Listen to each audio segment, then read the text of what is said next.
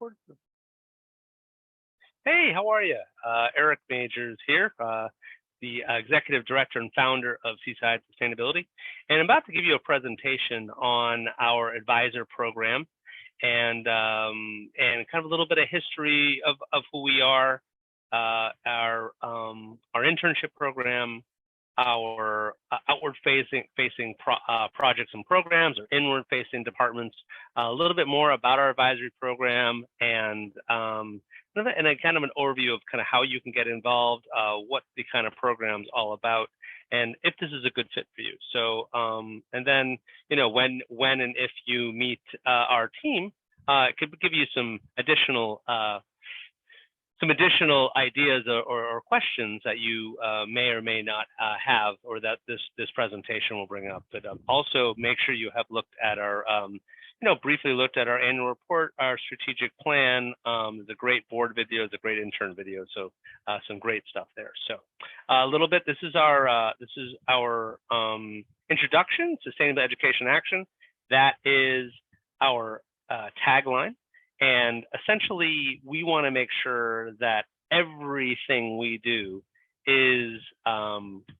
engages with those three terms: sustainability, education, and action, and not just one or not just two of them, all three. But really, the action is the focus that I want to emphasize here, because, of course, we're about sustainability. It's in our name. It's in our name. Of course, we're about education, but I think where Seaside brings it one step further is our action-oriented approach. So a little bit of history. As I said, I'm the executive director and the founder. I was a teacher for 20 years and started Seaside. Seaside became an entity in 2016. Started doing it when I left in 2017 and left teaching. And so this is actually right down the street here in Gloucester, Massachusetts, where I am sitting right now, which is approaching 100 degrees today in the middle of the summer, and we haven't had any rain in like any amountable rain for the last month. So quite challenging. There's a reason why we're doing this work. So a little bit more about who we are. So our internship program is I want to consider it remarkable. And the internship program is the reason we have an advisor program. So our interns, they come from all over the world, international. We're accredited in over 1,300 colleges and universities around the world. Most of our interns are college students. About 25% of those college students are taking it for credit. Depends on kind of it depends through the season. Usually during the school year, we got more taken for credit than the summer. Most of them, as I said, are college students. We do take some high school students, and we do take some graduate students and beyond. Most of our interns, interestingly, self-identify as female. Sometimes something in tune about 90 to 95%, depending on the season. And so interns come on for a 5-month period, 15 hours a week. Most of the cases, they get hired as an intern, and they're given the opportunities to be promoted into positions, leadership positions. So it's a project manager, department manager. Department managers sometimes are also referred to as team manager, because some departments have multiple kind of teams or sub-departments. Then there's fellows. At the top of every department, there's at least one fellow. Often there's two, sometimes there's three. And then there's advisors. And interns are encouraged to work in only one department, but they can work as much as 2 departments. It kind of depends on their freedom. As I said, they work about 15 hours a week. And we are very selective with our interns. Our interns kind of to add up all of our platforms where students apply. And we're probably somewhere in the range of 1 hire to every 35 to 45 applicants. We got a ton of applicants from all over the world, just like our advisors. So that's our interns. So the next 7 slides are our outward-facing program areas, our departments. 2 of them are just kind of getting off the ground here, and then 5 of them are established. And so, some of them are in different levels or in different stages of development. So let's get right into it. This is Legislation Advocacy. This is our team in the Gloucester City Hall, and we have just presented, or just about to present, forgive me, on a single-use plastic ban here in Gloucester. That is where our Legislation Advocacy got their name, and actually the new name of Legislation Advocacy, or the KID name, is a SAIL, Sustainable Advocacy.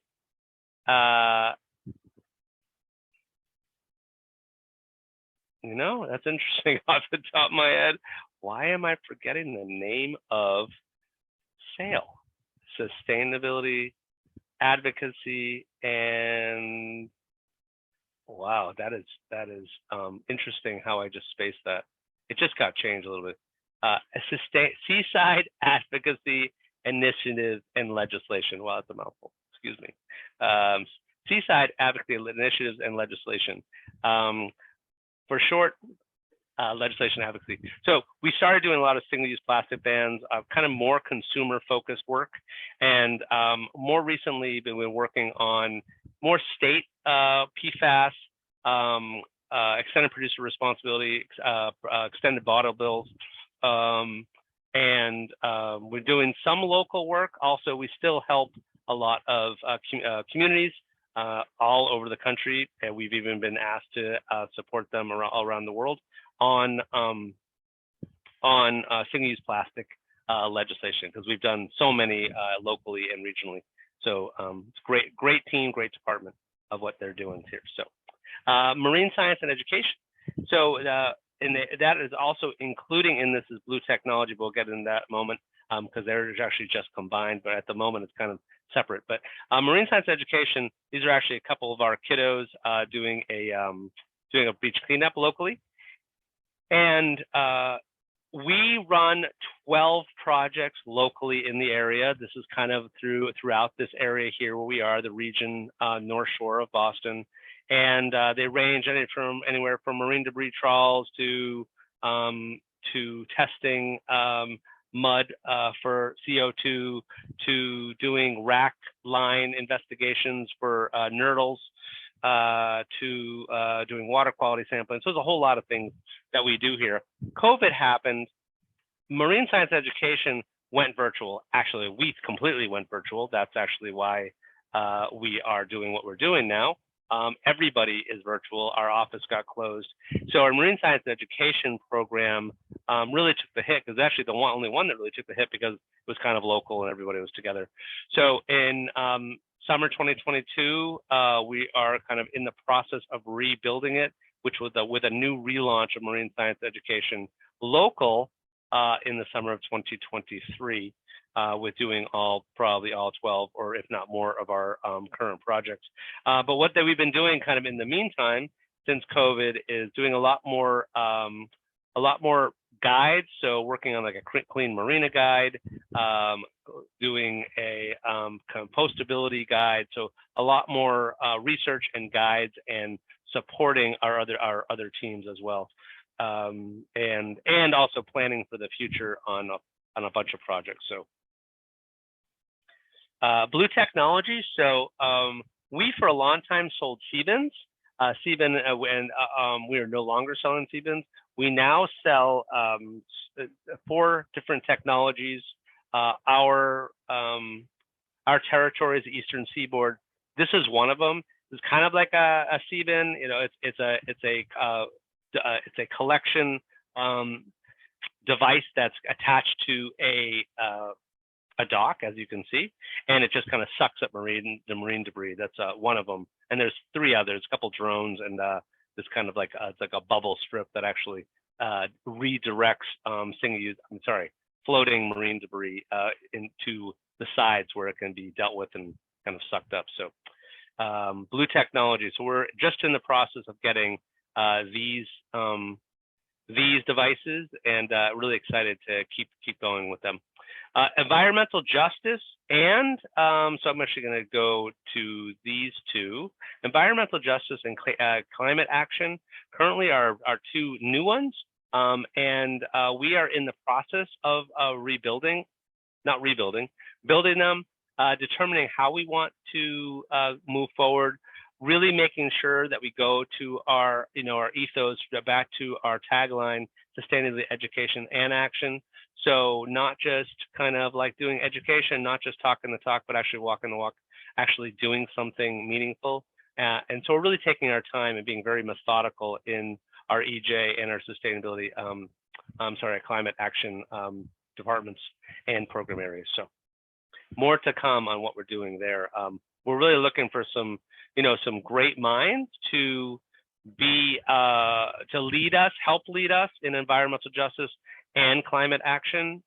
So if we've just tapped on your shoulder, and if that's something that's near and dear to you, please, we'd love to chat with you, because both are incredibly necessary. Just kind of a side note, I'm looking at the ocean right now, and here in Gloucester, Mass, and we're in the Gulf of Maine, and the Gulf of Maine is warming, according to scientific data, warming than 99% faster than any water on Earth, and or oceans on Earth. So not water, sorry, oceans on Earth. So the time is very critical for us to be doing something.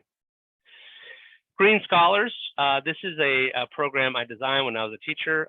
It's project-based learning and sustainability. So students in middle school and high school take on a project in their school, in their district, in their community that has sustainable outcomes, sustainable and actionable outcomes. So this is what I was running when I was a teacher. Since COVID, we have stopped driving around. I've stopped driving around, flying around, teaching this training. And so what we're in the process of doing is getting on an online platform and hopefully launching in this year, in the next year, and to get it into lots of hands. So students take on projects that, like, wind power and solar power, a waste reduction, composting, edible schoolyards. They've done energy reduction, water consumption reduction, tons of different things. So it's a really, really, really exciting project and a program. Won lots of awards. Actually, some of our schools have won the coveted Green Ribbon Award from the U.S. ED Department Green Ribbon Award, which rewards or awards the greenest schools in the country. So pretty exciting. Sustainability consulting is our last one. It's our seventh, but also our last, because our last one, as we're going through, is climate action. But already talked about that a little bit. And so I did a lot of consulting when I was a teacher with schools, and of course pro bono. And but now we're relaunching it or launching it at Seaside as one of our program areas, to be working with schools and to consult with them, helping them green their schools from the inside out. So really exciting where we're going and what we're doing with our consulting team and department. So if you have any consulting history, or if you have any ideas in consulting, we'd be exceptionally excited to have you on the team. So here are our internal departments, events and partnerships. Of course, always doing something virtual now, but always kind of planning for our next events, and partners. Who can we be partners with? Evaluating partners, doing outreach, continuously kind of maintaining our relationships with our partners. So it's really important. It's not just important just to get the partnership. It's also very important for us to maintain the partnership. Grants. Our grants team is wonderful. They do an exceptional job at writing grants. They write grants for kind of all of the teams, Seaside, just as in general, but also all of the teams and what we're doing. So marketing. So marketing, they run all of our social media, our newsletters. We are going to be hoping to be relaunching a video team, they run our blog team. They also run in collaboration with our climate action, our climate action or climate change newsletter, which you may or may not have seen. If you sign up for our newsletter, feel free down at the bottom of the Seaside, any of the Seaside pages, you'll see, and you can sign up and you can get both of our newsletters, our climate change newsletter as well as our regular newsletter. Yeah, then that's our marketing department. So business, our business team, kind of there though, they take on tons of projects that are in the business realm, constantly management of our program, of Seaside in general. They are kind of like my right-hand people, and they help Seaside in general just keep humming along. So they are the ones that are the organized, the organization of all that we do. And I'm going to get a little more particular about what our business team does. And I have a document here I want to share with you. They're also in charge of helping us get Green Scholars as a business. So it's one thing, we have a Green Scholars team that they're working on the Green Scholars program, developing the Green Scholars program, the curriculum, and the parts and pieces. But they're also, the business team is working with the Green Scholars team to get Green Scholars kind of as a business, created as a business, because, the Green Scholars team doesn't know much about the business aspect of it making it marketable and bringing it to market. So governance and finance, always, in the need of governance, staying legal, finances, one of our continuous challenges, our finances, of course, as a nonprofit, we get a lot of our money through fundraisers, grants, donations, so we're similar, but similar to most. Soon we'll be getting a lot more through Green Scholars and our consulting arm. So excited for those. Human resources. Our human resource team is wonderful. They do two things. One is they work on hiring and managing our intern program, and the other arm they work on hiring and managing for our advisory program. So currently, our intern program exists around 90 interns. That's generally like where we've been for the last while. And our advisor program, we're looking at just around 50. So we're about 150. We're 150 deep on those programs. So it's wonderful. Legal, of course, always looking for legal assistance to help guide us and make sure we're doing, staying within the bounds of being legal, of course. Web and tech, so they run everything from our website to connecting all of our portals that we have, making sure kind of the back of Seaside continues to hum along. We use Google Drive for everything, which I'll talk to you in a sec, but so here it is. We use Google Drive for everything. We use Trello. We use, actually, we don't have, but we're just about to switch over from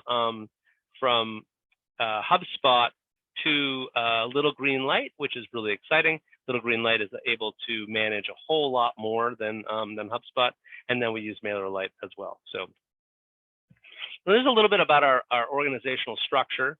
So as I was telling you a little bit earlier, interns come on. Generally speaking, they are not hired in management roles. Usually they are promoted into management roles, and they can become project managers, department managers, fellows. Sometimes what we have, now we've had interns that have been with us for over 2 years. Sometimes a fellow stays on, but they want to kind of reduce their administrative work. So what they do is they become an associate. So they can stay on for literally a minimum of 5 hours a week. They stay on for as an associate role, and so they don't have to have the administrative stuff. They don't have to. They don't have to do all of, well, for every department, there's a lot of administration. So they don't have to do that. They can literally just come in and as that seasoned person and stay in. And it's just been a really wonderful addition to Seaside. We have a handful of associates that stay on, and it's really great. Then there's advisors, which is for this role in particular, and intern directors. So intern directors work with our advisors, work with our interns, our fellows, and intern directors essentially run our internship program or help kind of do the administration of our internship program. Board members, executive director, and that's me. And then a little bit more about our community advisory team. So our community advisors are from all over the world. It's sometimes a little challenging when they come on that are kind of international, just based on time zones. And, I think most of our operations work kind of around the EST time zone. It's not really that case. We are international, but it is important that like when an intern comes on or an advisor comes on, the majority of our staff, volunteer staff and board, is in the EST time zone. So it's really important that they're kind of like adaptable. So the community advisory person, there's not really like a descriptor about who they are and what they do. I'd say a good advisor at Seaside is one that is adaptable. A good advisor at Seaside is willing to support, willing to solicit collaboration, willing to kind of like be at the bottom and support it, but also willing to direct, willing to say, hey, you know what? I have experience in this. I have professional experience in this, what we're doing, and this is what we need to do. I would say a good advisor is able to distinguish between the two. Advisors are asked to generally meet with students, meet with our interns, management teams, also interns. It really kind of depends on the structure of the department. It really depends on the needs of the department. It depends on the availability of our managers, availability of the advisors. Most of our advisors, our advisors are generally professionals in their industry and then helping to support the department that they're most, they have the most time and success and professional acuity with. So trying to say that, but they don't always have that. Sometimes it's like transferable expertise. So there can be in one department, there could be one advisor and there could be up to 7 advisors. It really kind of depends. Some teams like to have a couple advisors advising sub teams, and some departments like to just have our advisors, other advisors, kind of advise on a department. Generally speaking, when we interview an advisor, we will get a good sense of them. They'll get a good sense of us, and then we'll send them over to the advisors and to the fellows of the department to actually go and meet them and get more, much more specific about what the team does. So we want our advisor role to be win-win-win. We want it to be win for our interns, so super, educational, but also action-oriented for our interns. We want it to be really win for our advisors, so they're getting the most out of it, whether it is something that they, engaging with us in this, it's something that they're doing because it's going to improve their marketability for their resume, or it's something that they are looking to fulfill their life with, because our advisors kind of run the gamut between 20s, 20 somethings to 70 somethings. And also it's probably good to know also is that the hours, generally speaking, most of our advisors work around 8 to 10 hours a week, sometimes 6 to 10 hours a week. And then, but some of our advisors work up to 40 because, well, they're retired and, they're just really engaged in what they're doing and really love working with our students and our interns and getting the most out of it. What else do I want to share about our advisors? Our HR team, the people that you've already been in touch with, and me, we run our advisory team. We will constantly check in with our advisors to make sure that they are engaged and happy. We are the ones to make sure or to redirect or to connect with them. And sometimes being an advisor, I think on the outset is like a really enticing, really a wonderful opportunity for people. But then, sometimes we get into it and it's, more work than they anticipated. The hours don't align correctly, and it could be a whole lot of things. So what we like our advisors to do is, be honest with us, be truthful to us at all stages. But also if they're going to leave, we ask our advisors to give us some time, just so, the decks can be cleared, their responsibilities can be passed off to people. We could potentially try to find a different advisor. So in the same way that we would, offer them, and we'll offer you and welcome you to our organization with open arms. We'd like the same in return, just to be able to have the opportunity to replace you and your valuable efforts and your valuable experience that you bring to us. So, but sorry, that is a phone that I don't have control over.